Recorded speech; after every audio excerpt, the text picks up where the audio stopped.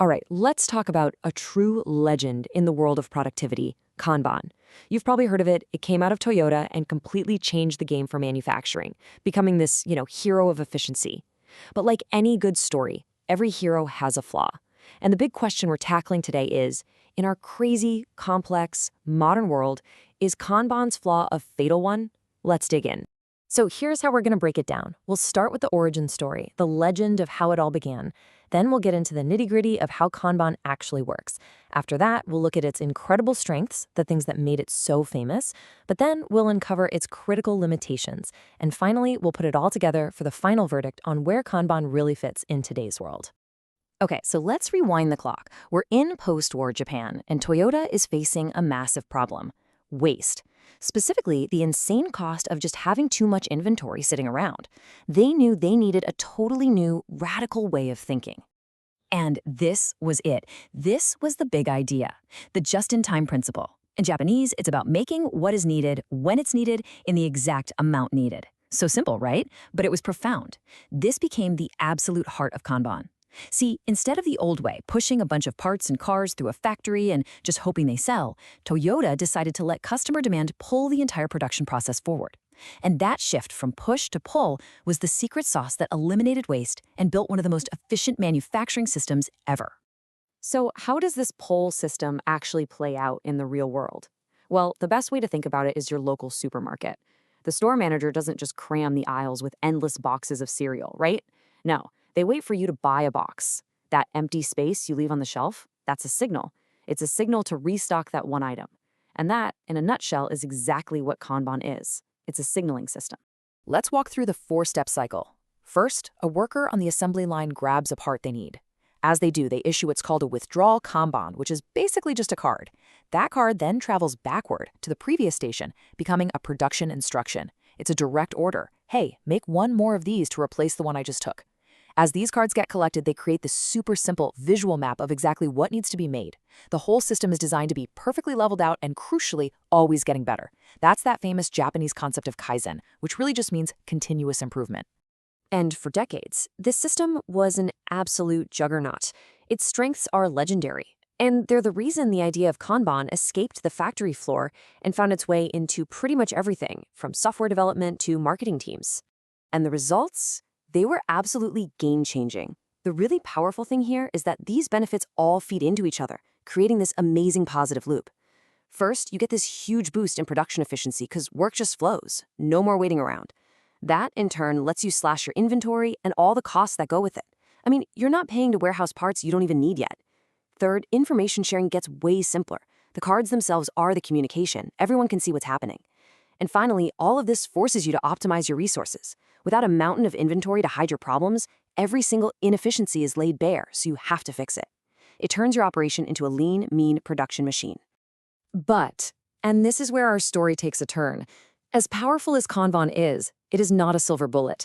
Actually, in a lot of modern jobs, the very things that make it so great can become its biggest weaknesses. It's time to uncover the flaws.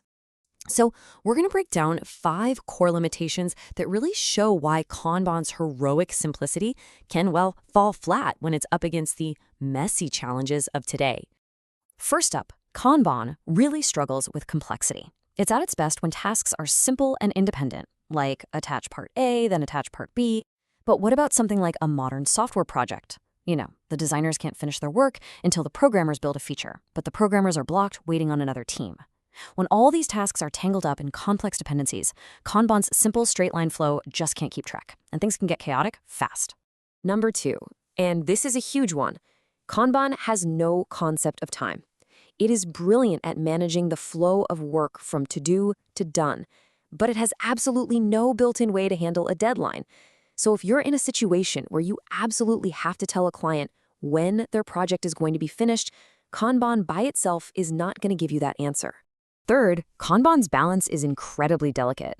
The whole system is built on an idea called heijunka, or production leveling. The goal is to have the workload flow perfectly smoothly, like water through a pipe. But what happens if one part of that pipe gets clogged? If one team gets slammed with a sudden surge of work, it creates a bottleneck that can grind the entire system to a halt. Fourth, the system places an almost blind faith in the team. That Kaizen idea, continuous improvement, is amazing, but it has a catch. It assumes that every single person on the team is experienced and empowered enough to spot problems and fix them on the fly. You can probably see the problem here. In a new team, or one that's less experienced, giving everyone that much autonomy without really strong guidelines can lead to chaos, not improvement. And finally, number 5, Kanban just doesn't scale well. That beautiful simplicity that works so perfectly for one team on one project, it can turn into an absolute management nightmare when you try to use it to coordinate multiple teams working on a big, complex initiative. It's just not built for that. And the list goes on, really. Because your inventory is so lean, any little hiccup in your supply chain can cause a stockout, stopping production cold. It also puts a ton of pressure on your frontline workers to manage everything perfectly. And because it's built on a steady, predictable flow, it's pretty terrible at responding to sudden spikes in demand or big, unexpected changes to the plan. Okay, so let's pull all of this together. We've seen the heroic side and we've seen the major flaws. So what is the final verdict? Is Kanban a hero we should still celebrate, or is it kind of a has-been? This slide really just lays it all out, doesn't it? The trade-off is crystal clear. On one hand, you get this incredible efficiency, super low inventory costs, total clarity, and almost zero waste. But what you give up is flexibility, timeline management, and the ability to scale. It's a system that's perfect when everything is stable and predictable, but it can be really brittle when things get messy. So the verdict is this: Kanban is not a one-size-fits-all solution. Not even close. It is a highly specialized tool. It is still an absolute hero in environments where the work is repetitive and predictable. Think assembly lines or maybe even fast food kitchens. But for businesses doing custom work, creative projects, or anything with unpredictable demand, trying to force a pure Kanban system on them could be a recipe for disaster. It is a tool for the right job, and only the right job. At the end of the day, Kanban's greatest legacy might just be its power to make problems visible. It acts like a giant magnifying glass on your process, forcing you to see every bottleneck, every inefficiency, every bit of waste. Now, it doesn't solve those problems for you. That's always up to the team. And that leaves us with one final question to think about. What hidden problems is your current process hiding?